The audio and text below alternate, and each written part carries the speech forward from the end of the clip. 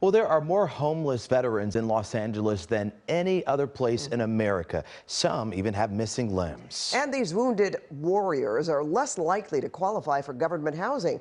Jeff Nguyen shows us why and what's being done about it. I stepped on an IED in Afghanistan. Joshua Erickson got out of the military in 2013 after losing his leg in combat.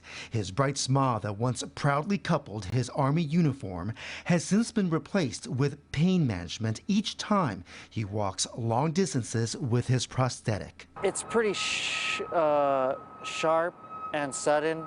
In 2015, he found himself homeless, living on the streets for nearly 8 years, so making medical appointments and counseling sessions for post-traumatic stress disorder nearly impossible. So I just get around on foot, public transportation or bike when I had one. About 2 months ago, he moved into an 8x8 shed on the West LA Veterans Affairs campus, which does have more than 200 apartments, with more being built. But Erickson doesn't qualify because federal rules are locking many disabled veterans out of government-funded housing. They say I make too much. Here's why. The most significantly disabled veterans receive nearly $43,500 in disability compensation annually. But to qualify for a housing voucher, a veteran's income can't exceed, on average, $44,150. You give me money, you award me this money, and then you punish me with it. Devin Sessom is among more than a dozen plaintiffs who are suing the Department of Veterans Affairs, the Department of Housing and Urban Development, and the Housing Authority of the City of Los Angeles over a rule that counts veterans' federal disability and Social Security benefits as income. Could you please take my Social Security away from me? I don't want it no more. It's killing me.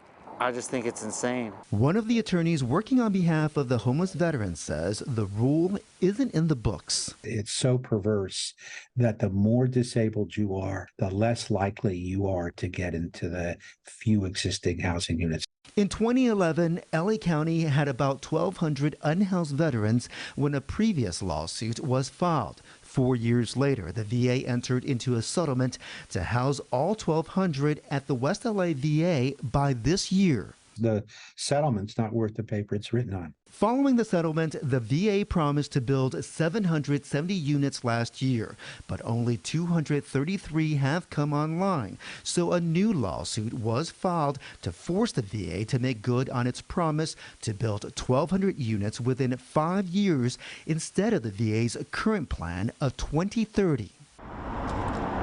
The Westwood campus sits in the district of Councilwoman Tracy Parks, who was able to get the income threshold raised by as much as 30% in some of the units at one of the new buildings that opened in February. She says more needs to be done. It's something that even I, as the daughter of a U.S. Army veteran, didn't realize. I don't think most people are aware of it, and I think if they did know, they would be furious.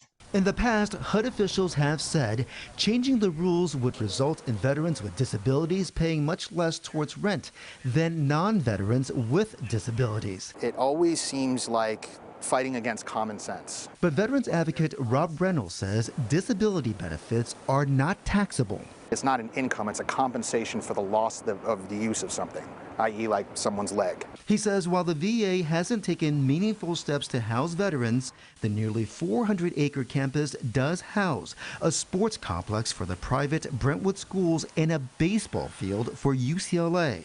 The lawsuit is also challenging the VA's leases with those schools on land that was deeded in 1888 to be a soldier's home. They're the most disabled. They need to be close to where they get their medical care. They need to be close to the mental health care, and they need to be within their veteran community.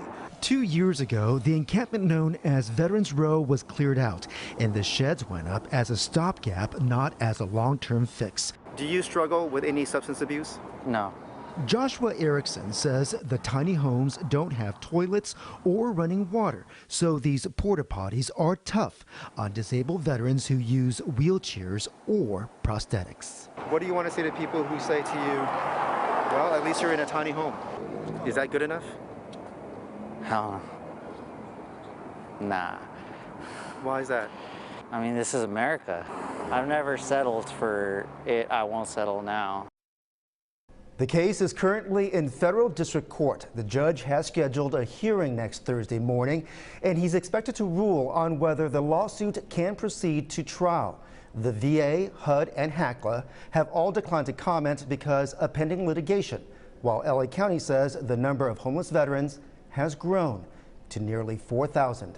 In the newsroom, Jeff Nguyen, KCAL News.